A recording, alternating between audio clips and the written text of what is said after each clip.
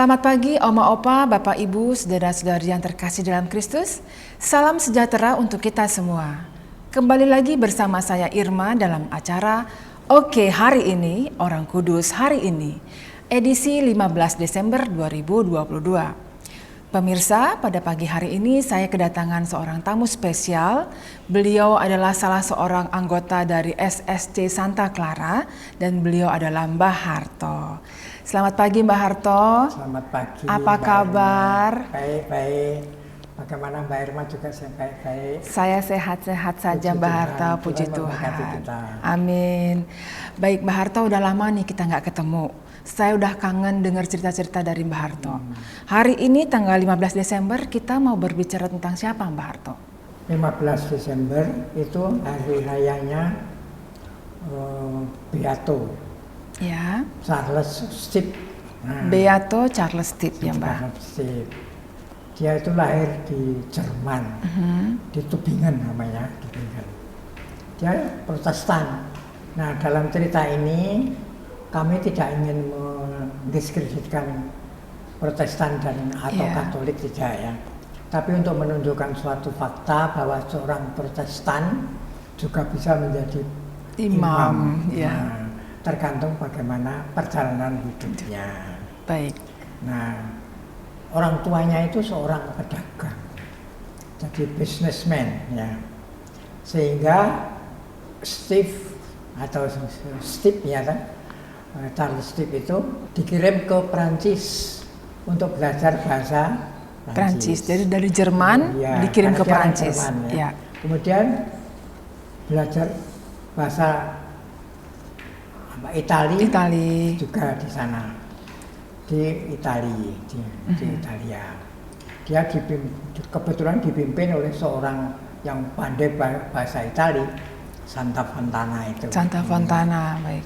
Nah kemudian karena begitu pandainya, terus mengapa dia bisa meninggalkan kedua tempat itu? Bukan karena dia ingin berdagang, tapi tepat pada waktu itu ketika dia umur 13 tahun itu ada peristiwa yaitu Revolusi Prancis. Revolusi Prancis terjadi pada tahun 789. Yeah. Nah, itu.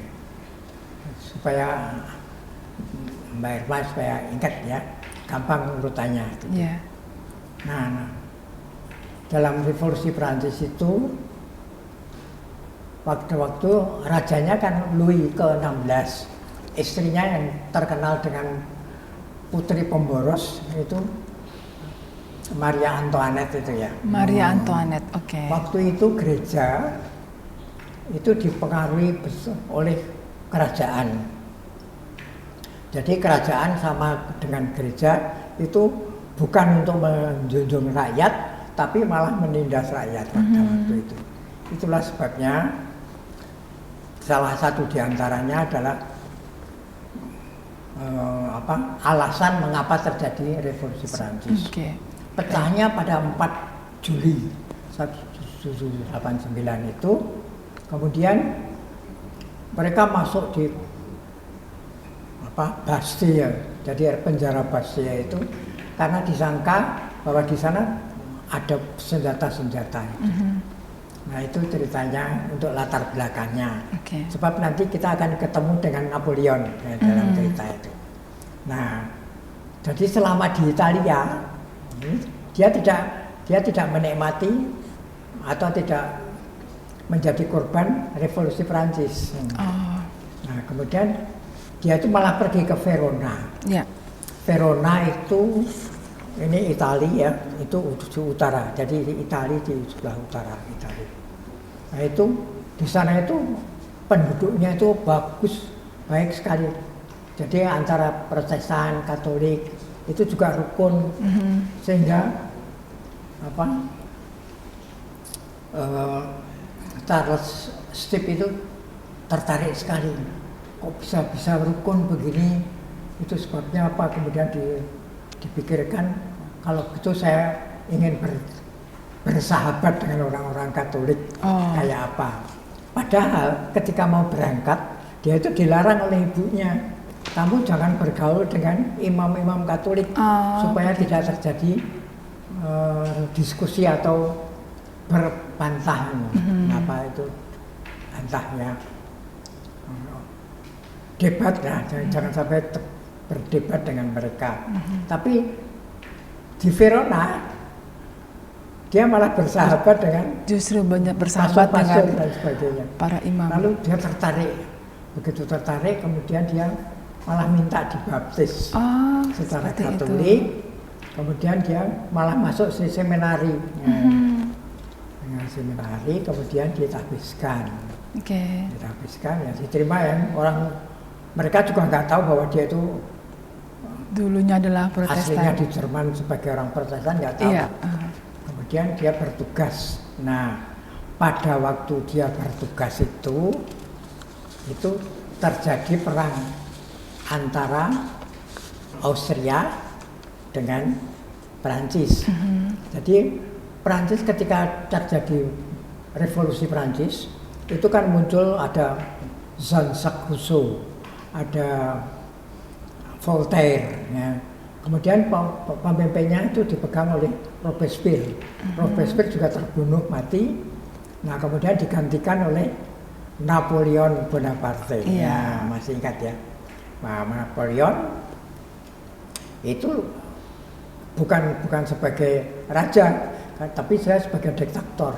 Karena perubahan dari monarki menjadi non monarki, ya, apakah itu republik atau bukan itu belum dijelaskan, karena mereka bersemboyan liberté, égalité dan fraternité. Nah, apa artinya itu, kemerdekaan, kebebasan dan persaudaraan. Nah, berarti tidak ada raja, tidak ada bukan raja, tidak ada bangsawan, bukan bangsawan.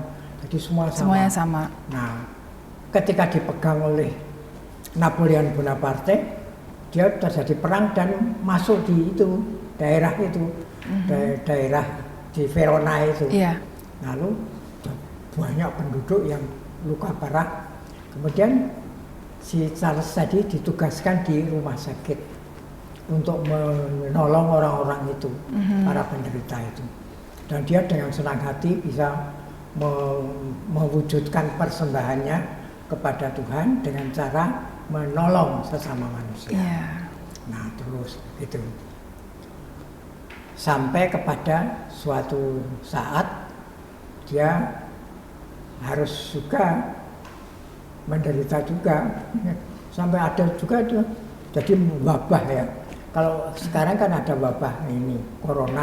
Hanya berganti-ganti varian aja, berganti-ganti jenisnya ya. Tapi waktu itu habis perang ada lagi kolera, wabah kolera. Jadi itu, dan dia sendiri kena tumor. Jadi tumor lalu dia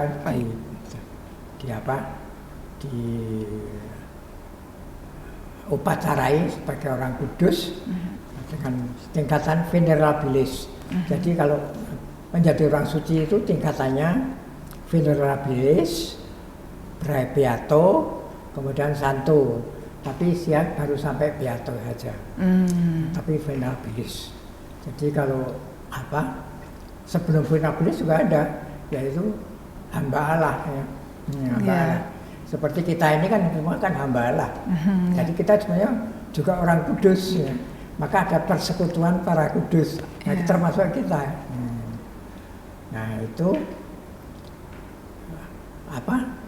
cara mengangkat sebagai santo atau santa. Mbah, sepintas saya sempat baca Beato Charles Stip ini mendirikan sebuah kongregasi. Oh ya, betul. Untuk merawat pasien. Merawat itu dia memerlukan tenaga. Nah, teganya yang paling bagus adalah para biarawati. Lalu dia mendirikan suatu kongregasi untuk wanita yang dipersembahkan kepada Bunda Maria. nama biaranya itu sekarang katanya sudah tidak ada itu. Sudah ada ya, Mbah ya. Nama kongregasinya itu, tapi namanya suster Berbelas kasih dari Verona. Nah, itu jadi seperti itu. Iya. Itu yang menjadi teman untuk membantu orang lain. Ya. Kemudian pesan. Iya. Ya. Jadi dari kisah ini pesan apa yang bisa kita ambil dari kisah ini, Mbah? Kita ambil hikmahnya ya, atau peneguh iman kita, yaitu bahwa kalau kita itu orang Katolik itu menunjukkan kebaikannya kepada siapa saja, akan menarik orang lain menjadi Katolik. Tidak usah kita mau berkaul, kita menyuruh pakai pasang baliho, tidak usah. Asal kita cukup dengan contoh dan teladan yang baik ya, Mbah. Menanamkan kebaikan itu akan membuahkan rahmat Tuhan. Itu yang pertama. Yang kedua, bahwa kita sebagai umat Katolik ya, kita harus bersyukur bahwa kita mempunyai guru dan Tuhan kita Yesus Kristus yang begitu lembut dan rendah hati. Syukur itu penting. Ya. Iya. Baik. Baik, Mbah Harto, terima kasih atas sharingnya hari ini. Dan sebelum kita tutup acara ini, marilah kita berdoa bersama. Dalam nama Bapa dan Putra dan Roh Kudus, amin. Beato Charles Tip Imam, doakanlah kami. Kemuliaan kepada Bapa dan Putra dan Roh Kudus, seperti pada permulaan, sekarang, selalu, dan sepanjang segala abad. Amin. Dalam nama Bapa, Putra dan Roh Kudus, amin. Sekali lagi terima kasih Mbah Harto. Bapak, Ibu, Oma, Opa, saudara-saudari yang terkasih dalam Kristus, terima kasih atas kebersamaan kita hari ini, dan sampai jumpa dalam acara Oke Hari Ini, Orang Kudus Hari Ini selanjutnya. Oke hari ini.